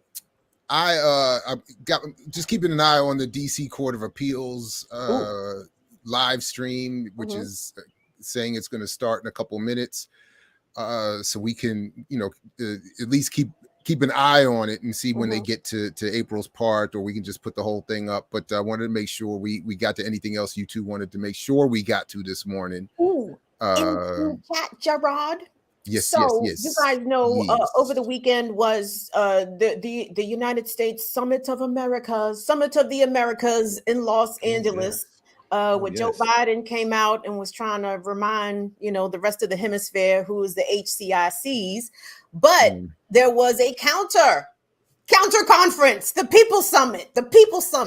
Everybody showed up for the People Summit. All of the Caribbean, all Latin America showed up for the People Summit. Just a heads up, who declined to attend the Summit of Americas? I think it was Mexico, because Cuba and Venezuela and Nicaragua were not invited. And then a couple Bamas was like, well, fuck it. If Cuba and Venezuela ain't coming, we ain't coming neither. And I think Mexico was one of them.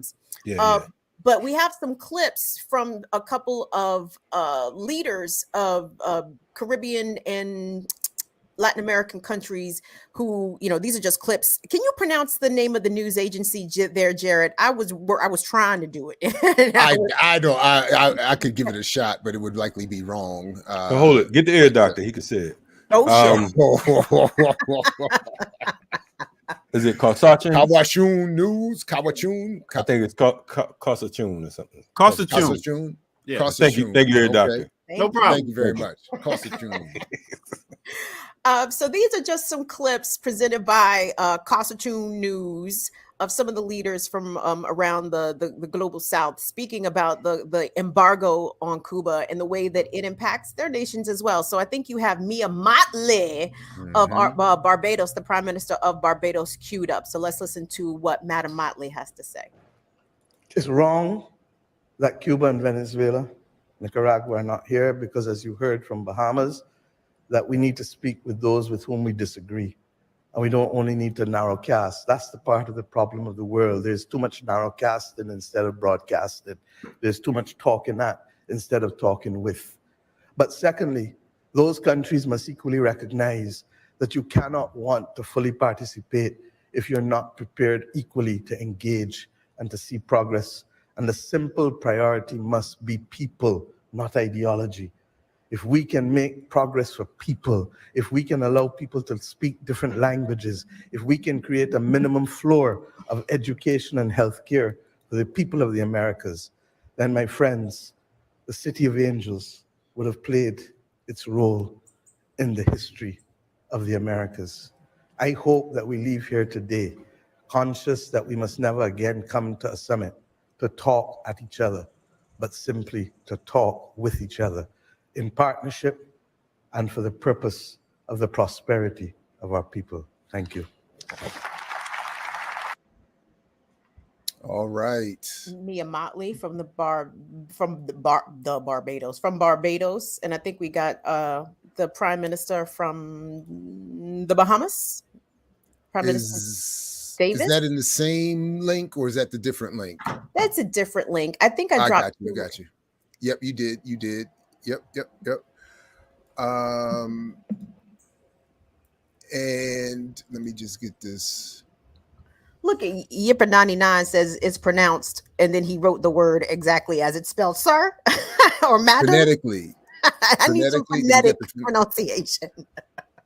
Y'all are funny. All right, here we go. My bad. I was just I got my ear on that hearing also. But hold on a second. Leah, let me see if I can find that clip of Juan Guaidó getting his ass beat at the cookout. Juan Guaidó got. I saw some of that actually the other day. I should have had that myself, but Jack Smack last night. Got a chance to get his ass. This is what happens when you show up uninvited at the cookout. You got to know whether you're on the list or not. You got to be careful. So yeah, we got President Alberto Fernandez. From Argentina. Are we ready to hear what he has to say? Is that what I thought? Okay, sure. I don't know who people are. Or is that not the? Honey, play what you got. It all works. Latin America and the Caribbean are pained to see the suffering of our brother and sister countries. Cuba is bearing an embargo that is over 6 decades old, imposed during the years of the Cold War. And Venezuela is bearing another, while a pandemic that is hitting humanity hard is taking with it millions of lives. With measures of this type, the idea is to put conditions on governments, but in fact, it only hurts people. Latin America and the Caribbean are pained to see the suffering of our brother and sister countries.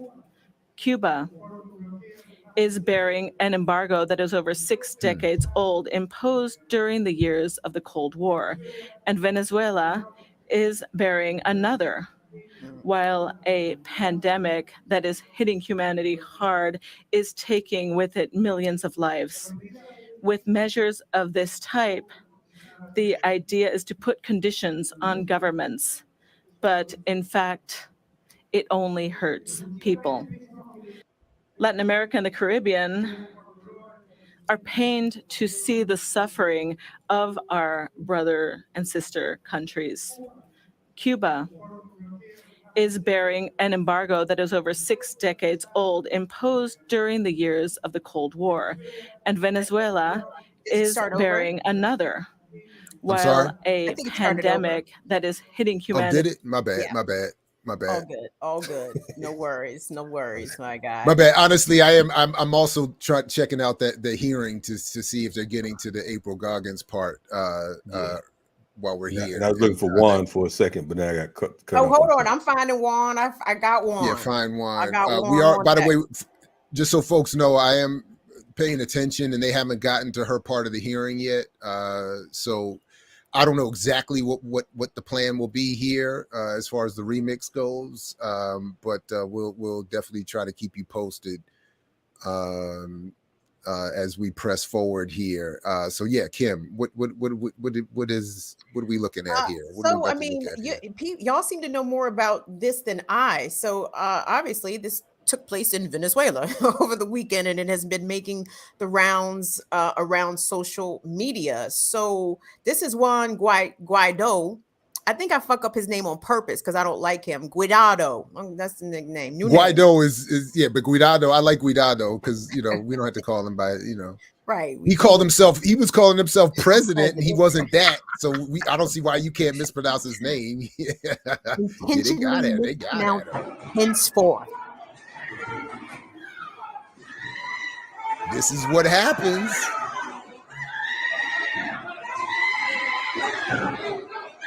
You gonna lie to the people and then show up. I'm trying to see. Yeah, there he is back there. There he is. Ooh, he hit him with the double-handed. What was that? Man. Like spit throw, sweat throw? They throw papers at him. Get him. He got the chair picked up. He went overhand with the chair. Look at my man back there with the. Oh my goodness. My man trying to book, huh? Hey, I mean, listen. I mean, you steal presidencies and run around here, you know, and then you just want to show up. That should be. Then he's supposed to have some security with us. Yeah, I guess the CIA detail had the day off. Hey, but that's a lesson on how to deal with some of these politicians, man. Hey. You know what I'm saying? Catch them out there. I'm not promoting violence. I'm just saying, show them how much you love them. You know what I'm saying? Man, hit him with a double joint, man. I ain't never seen anybody hit him. He's like, by the power of Grayskull. Not by the power of Grayskull. Hey, my man was like, fuck it, one of them gonna hit you. What was Juan doing out there anyway? This is my question. Like, what was Juan doing out there? But you know a motherfucker hate you when they hitting you with two fists at one time.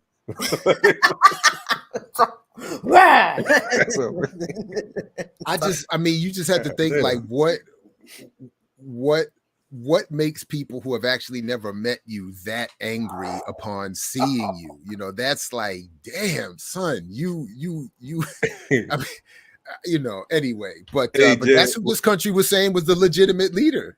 Hey, well, we're on BPM, so you know what I'm saying? I'm sure there's people that hate us that haven't seen us. But I would advise your ass run up like that, homie. It ain't the wise decision. Oh yeah. Oh no. Let's not do that. Not double-handed Grayskull joint. Jared and Kalonji pray. Like, dog. I'm not violent. Let somebody run up. No. I've been waiting for this. Nah, I don't want that. Nope. Waiting for this. No, I don't want it. I'm more Aaron Magruder on this point. I don't have no security. I don't have no crew. I don't have no squad. I don't want no drama. Do not run up on me. You know, at no bowling alley. Who wasn't that the baby that somebody ran up on him in the bowling alley when that old boy's girlfriend swung on him in the bowl? Like, don't swing on me in no bowling alleys. Don't throw no papers at me. Don't turn over no chairs. You know.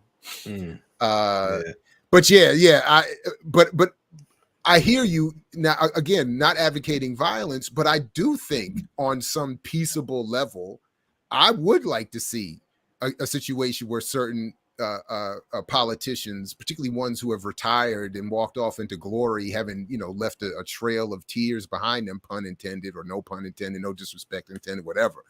And like they just hanging out. Like I would like it if they felt a little bit like, maybe I shouldn't go to the restaurant that's just open aired and outside where people just walk by and say whatever or show a sign of whatever, or what was he? Whatever. Like I would like to see something like that. Like why should like the Obamas running around here on their victory tour and all these other like the Clintons and George Bush's running around. I mean, they're all just out. I mean, at least Kissinger knows he can't travel. I mean, like I think W knows it too. W don't go no damn where. W stay his ass on that ranch. That Texas ranch. and even still, the Iraqis, the righteously aggrieved Iraqis was still trying to come for Bush, even on his ranch. So I don't know. I think W will bust somebody though. He one of them Texas crackers, you know what I'm saying? Hey, he ducked that shoe. I had to give him credit for that joint. His duck game was on point. Woo! He was like, I've been in many bar fights, been swung on by a lot of folks back in those frat boy days. I've been ducking, his duck game was on point. Impressive. I got to give him that one. I was just like, why didn't no boy? Because did he come back with the second shoe? Yes, I don't remember. But that's the thing. He didn't. His shoe game wasn't on point. He's supposed to do that motherfucker like a what do you call them joints? what's the joint, this curve that you throw and it come back boomerang. To you? Yeah, he's supposed to have the boomerang shoe joint.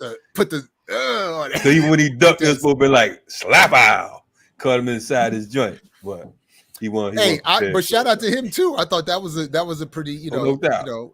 That was better than what a lot of us have done. Like he probably executed somewhere. They probably he's alive. He didn't he didn't face execution, but I do think he faced some sort of punishment as a result of that. But he's still alive because every year on the anniversary of that event, he pops up on Twitter like, yes, it is me. The OG, the throw shoe OG. Year. Yeah. If that was me, I'd be out there on a daily reposting that joint. Remember me, motherfuckers? I'd be doing shoe commercials.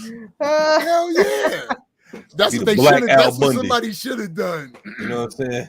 If he had been throwing a Nike, you know what I'm saying? Swoosh. If he had been throwing this Reebok, him and Kaepernick doing the same commercial. That'd be funny. Anyway, that would be. I don't know. Kaepernick might not be messing with him anymore.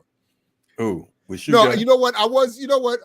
In all seriousness, Max, what's up, Max? I thought you were jumping on here. We still keeping our eye on that hearing, so let us know if they get to April's part while we're still here. Okay. Is Max coming on or what? I'm not sure. There's still this first case is taking a minute. So apparently, I don't know. But what I was going to say about Kaepernick is, for all the jokes I've been making about him, seemingly moving too far to the middle. I got to shout him out. He's got a contribution to my man, Dr. Burroughs' new book coming out, an anthology, the Trials of Mumia Abu-Jamal in 25 stories. Mm-hmm. That's coming out. We're gonna open up the media campaign on I Mix What I Like Monday, June 27th. So Kaepernick's in there. If you shout out Mumia, if you support Mumia, I gotta, that for me that covers up a lot of other mistakes. You know what I'm saying? So definitely shout out to Mumia. We need a extended Mumia interview. You know what I'm saying? We need that to go down. That is a good idea. Yeah, you're right. Yeah. We should need extended Mumia interview. You know what I mean? So shout out to Mumia and shout out to Dr. Todd for his consistency as well. Staying on the joint. Then he's got his biography of Mumia coming out later after that. Okay.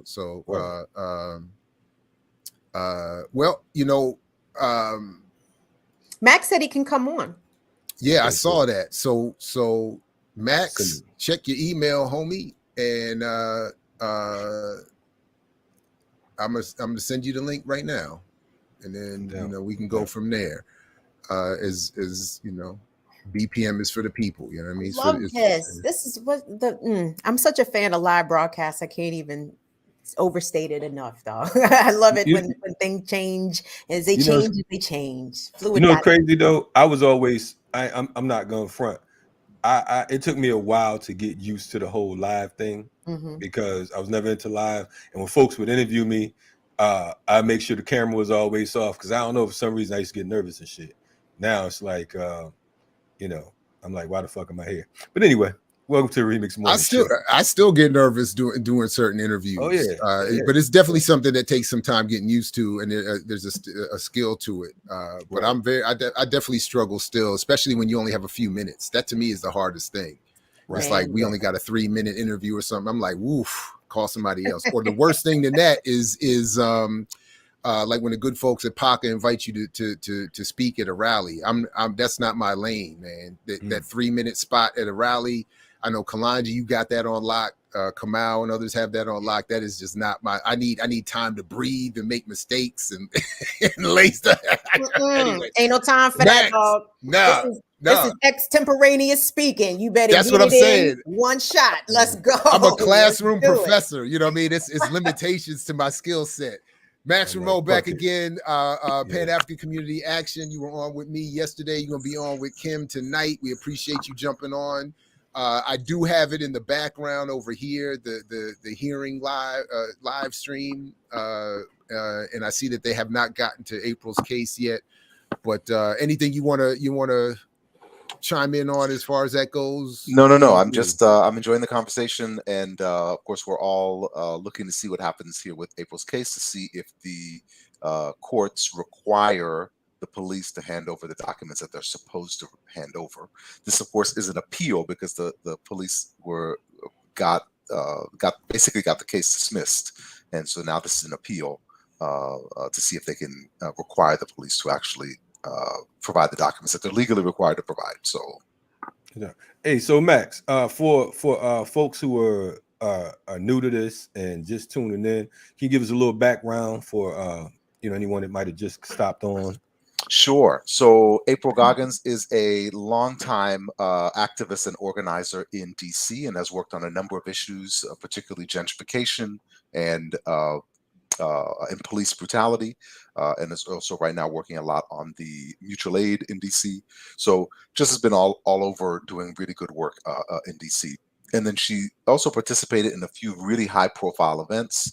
One in particular was when there was the National Conference of Mayors, which came to DC. They had their meetings. So all the mayors of the big cities were in DC for a conference. And then afterwards, they hold this big press conference, which is a pretty big deal, as you can imagine. And April walks up in the front of the press conference and holds up a sign that says something like, 16 shots fired at McDonald, who is the young 17-year-old in Chicago who was shot 16 times by police. Rahm Emanuel should resign, and just like stopped the press conference, and everyone freaked out. And she stood there with the sign. It was an iconic moment, made the front of many newspapers. If you Google April Goggins, that's likely the picture you will see, because it was a big deal. So after that, she started getting followed around, and like the police would be hanging out outside her house, and like all day, all night, they'd be shining lights in her house, and they would be questioning people who came out of meetings with her and things like that. So just trying to intimidate her and intimidate people from meeting with her because of the effective mobilization and organization she was doing. So at some point she was like, okay, what are they doing? I want to know. So she filed a Freedom of Information Act request, a FOIA, and she said, give me all the documents that you have on me, on April Goggins. And so she filed the request with the police, which is, you do it for the department that you want the information from. And they sent her back things saying, well, we did a search for documents on you, and we found nothing. We don't have anything on you. And she said, that's not possible. You can't possibly. So she filed a lawsuit. She got lawyers to help on her team. So she now has a legal team, and they filed a suit, and they said, we think that you have documents and you're hiding it, which is illegal. That goes against the FOIA thing. So the morning of the court hearing that they have on that, they come back, the police come back and they say, oh, we made a mistake. We know we said we had 0 documents on you, but we actually have 3,600 documents on you. And so they're like, well, what happened? How did you not get these before? And said, well, when we did the search, they search their computers, they do a search. We made a mistake with the search, and we missed a term. And so I said, well, what term did you miss? We forgot to put the words April Goggins in the search for April Goggins. This was literally what they said. And so they don't even try, do they?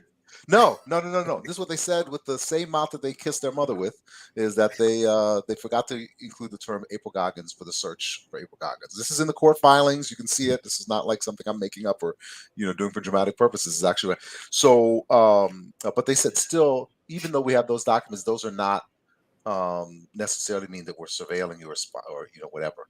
And so they went back and they said, well, here's what we want. We want everything that has to do with surveilling. So look up April Goggins, but also look up Goggins.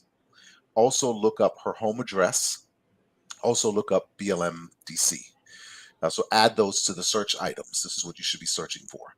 And so they come back later and they say, well, we have now, it's 10,000 documents that we have now that we did those other searches, but none of them have to do with surveillance. So because none of them have to do with surveillance, we don't have to give them over. So then they went into more court wrangling, and finally, what they ended up getting out of the police was that they were literally taking the term surveillance in. So they had a document, for example, that said that did not count as surveillance, mind you, that said we are now outside of April's house watching her. But that, because it didn't say we were outside surveilling her, then they said that doesn't count as surveillance. Watching doesn't count as surveillance. This is in the court filings. So then they handed over a few documents, but they basically said the rest of the bulk of the 10,000 documents they have do not have anything to do with surveillance. And then after they handed over a few documents and not the rest, the police said, well, we want this case dismissed because we found everything. So after they hid it and they lied about it, and then they got busted, and now they're still saying that, this, that, and the other thing, the court said, oh, okay, well, they did the search and they found the things, and none of the other ones had to do with surveillance, so we're good. So this is an appeal of that decision to grant a dismissal to Metro Police Department, to MPD. So, Max, there are concurrent lawsuits going on. April has her suit happening, and then there was another lawsuit filed against Metropolitan Police by, I believe, an ACLU attorney alleging that the police public kept defender the watch list. Mm-hmm. So this is April suit is separate from the watch list suit. Do I have that right? Completely separate. Okay. And it was from a public defender. And it's completely separate, and it did identify a watch list that was, and the way the watch list came to be found was that there was a FOIA officer, a cop whose the job was to process these FOIA requests, who retired, and when she retired, she became a whistleblower, and she whistleblew to the public defender. This person who was the whistleblower is the officer for April's FOIA request. So the same one who says, I deliberately kept information from you because I was told to do so by my superiors, is the same officer who kept information from April, who said that watching her house is not the same as surveillance, who said, the one who forgot to put in the search April Goggins, into the search for April Goggins, is this one who whistleblew, even though she has not said anything publicly about April. They have convenient amnesia. It's like, it went from 0 to 10,000. I mean, I heard the 0 to 60, but 0 to 10,000. I mean, like, God damn. You stepped on them. You was driving a fucking flying saucer. Not even. He was out of here. Like, how'd that happen? Yeah. So I want to point out to the viewers. This started with the Laquan McDonald case. You said, and Laquan McDonald was the 17-year-old. Excuse me, that was murdered by Jason Van Dyke back in 2014, I believe, in Chicago. Yeah, and then Rahm Emanuel tried to cover it up. He did cover it up for over a year, precluded the release of video proving that police murdered Laquan McDonald. Didn't MPD also start to really harass April after Black Lives Matter DC painted "Defund the Police" on Black Lives Matter Plaza? Well, they were harassing her before, so she was just like, whatever, if they're going to harass me anyhow, I might as well paint this on the ground. Right. But I want to shout out Connecticut, though, because in Danbury, Connecticut, where they had Jason Van Dyke, he got his ass whooped. So they stomped him out. They had to transfer him because, yes, he was locked up in Connecticut, in Danbury at a women's facility, and they beat the shit out of him. So remember his wife was on TV complaining, crying, my husband doesn't feel safe. Fuck you, you just killed a 17-year-old and you got mollywopped and stomped. Now, we don't know what happened, but we know you got fucked up. But anyway, just wanted to point that out. Peace, Connecticut. Thank you for that good news, Alonji. We needed that good news. Yeah, I think the same people who beat him up then moved to Venezuela immediately. And started whooping on We're now seeing another video. Call them the cleanup crew. That's right. That's what we do around here. It's an international. Everybody got their passports ready. International house of ass whoopings. Let's go. It can happen. But anyway. Oh, wow. Anyway, it does not look like we're going to get at least during the normal broadcast hour of RemiX that we're going to see this hearing live. I dropped in the private chat the link to the hearing live stream. Thank you. We can also put it in the public chat as well. Folks can check it out at their leisure if they like. And then I'll just invite people to at their convenience, if they don't catch it live, which is fine, to check out the interview I'm going to be doing shortly with. Anyway, sorry, a Qatari journalist who's been talking about the politics of the World Cup. I was looking for her name and trying to pay attention to this other thing at the same time. Too many things happening. But anyway, so just invite people to check that out again at their convenience. Anyway, is there anything else, Max, that you would want us to be mindful of? And again, thanks for coming on yesterday, and we look forward to seeing you also with Kim later on tonight. Yes, I'm looking forward to that. Thank you, Max. The only other thing in terms of why this case I think is important is that, you know, this society, the elected officials, the politicians, the media, and our schools are constantly, you know, when I'm going over my son's history work, I'm constantly rolling my eyes, but they're constantly drilling into our heads that this is a place where we've got all kinds of freedom of speech, etc. But if you exercise your right to speak, and then as a result of that exercise, you get followed around by the police and they stop people who leave meetings with you, and then they deny you access to things that you have a right to. They deny and shine lights in your apartment, or whatever, your house, or whatever, in your house, and then they are keeping records on you, and they prevent you from getting documents that you're legally entitled to. If that happens, and then nothing happens to those who break those laws, those who are spying on you, and those who are denying you access to things that you have a right to, then you don't have the right to free speech. Yeah, this is demonstration that you do not actually have the right to free speech, and maybe there is a right within a certain framework, like you're allowed to say, I prefer this mayor over this other mayor, but you're not allowed to say things like the system is predicated upon the exploitation and oppression of Black people and of Black women. Hey, Max, say that you get followed around. Hey, man, listen, here in the United States, they tell us we have the right to remain silent. We don't even have that right. So the thing is, I think that unfortunately, we like to think that we have some type of rights or whatever, but you know, we're rolling dice. I think this is a demonstration that we do not have those rights. If you think you have the right to free speech, you need to look at what happens to people who actually exercise that right in any serious way. Look to see what happens to them. PayPal just canceled a bunch of accounts from left-leaning journalists and journalists' houses for keeping them from raising money because they're questioning the official narrative on the Russia-Ukraine war.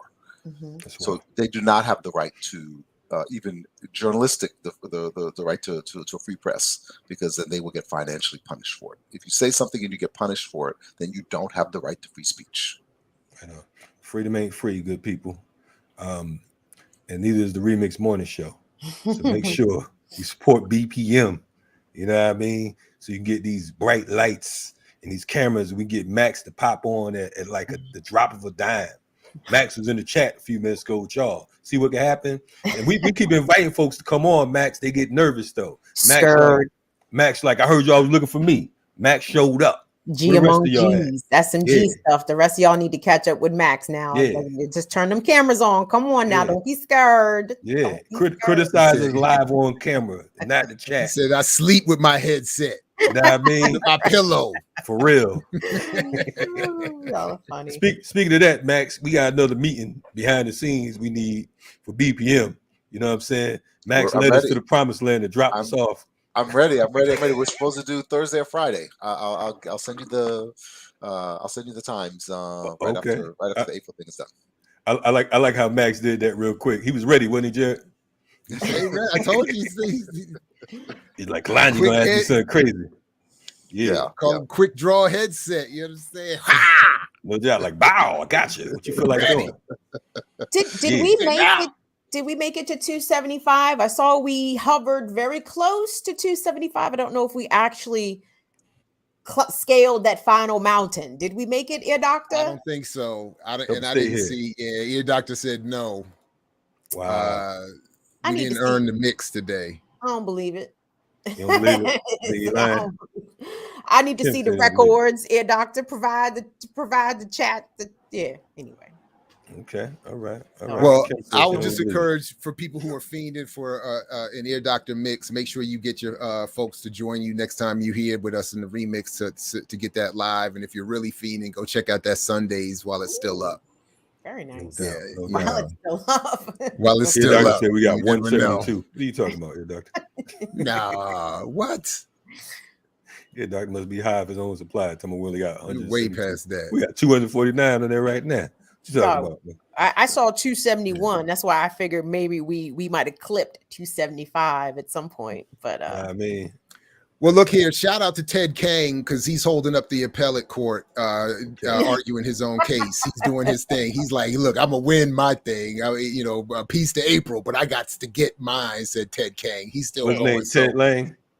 Ted Kang is up there as the appellant, and he's working his case. I don't know what he's saying, but he's doing his thing. He's like, I came prepared. I'm not trying to lose again, at least. And you know Ted Kang? I don't. I'm just saying his name is on the screen. And I ain't want to diss him and whatnot. I don't know him. I'm just arguing saying about double stuffed Oreos or something. Like, man, shout out to Megan. Thank you, Megan, so much for your super chat support, dearest. We appreciate that. Thank you, Megan. Thank you, Megan. Shout out to Megan. Right on. Thank you all very the good much, people Megan. out there. Appreciate you. Yes. I'm thinking about doing a Riot Starter TV this week. If we can get 500 people on the remix tomorrow, I'll bring y'all somebody great. But anyway. Oh, damn. All right. Well, there it hard, is. ain't we? Yeah, let's do it. Get everybody, call everybody. You got everybody. Right. Your assignment is bring one more person with you tomorrow so we can get a Riot Starter tomorrow. And a mix. We got 500 people. Anyway. We got this. Well, Max, thanks again for coming through. Appreciate you. Look forward to seeing you later. Thank you. Thank you all. And Kim, I will see you later at the Burn It Down. Absolutely. Okay. We can't wait to get this update, and we are already declaring April will be victorious today. She already won. Right. She already won. Right on. Victory's in it. Yes. Yeah, Big T. We said 500. Nobody's stuttering around here. That's right. I mean, all y'all got to do is bring one extra person, right? Is that not right? That's it. It's just a small thing. Yeah. Man, we ain't even asking for much. Just pull up the stream on your kid's cell phone, y'all, and just, Look, Kim. Now we need legit, Kim. Stop playing. Hey, bro, numbers are numbers. YouTube don't care who is actually watching, right? As long as that number catches that algorithm. I'm gonna make a promise to y'all. If you get 500 viewers tomorrow, I got someone dynamite that you're gonna love. But I'm not gonna bring them on until we get these numbers up. I'm just saying that. I mean, is this person just on standby in case we get 500? Right. I'm K Jama, baby. We do this. Hey, Kim, who don't care? Who don't care? Long hair. YouTube. I don't quite understand. I do not understand, Air Doctor, why you keep trying to put a Baltimore accent on me. I don't have a Baltimore accent. I have a Central Maryland accent. Maryland. All right, we're going to put that to rest and go to the funeral. Funeral. But that's not Baltimore. That's Negro. Every Negro say funeral. All regions of negritude say funeral.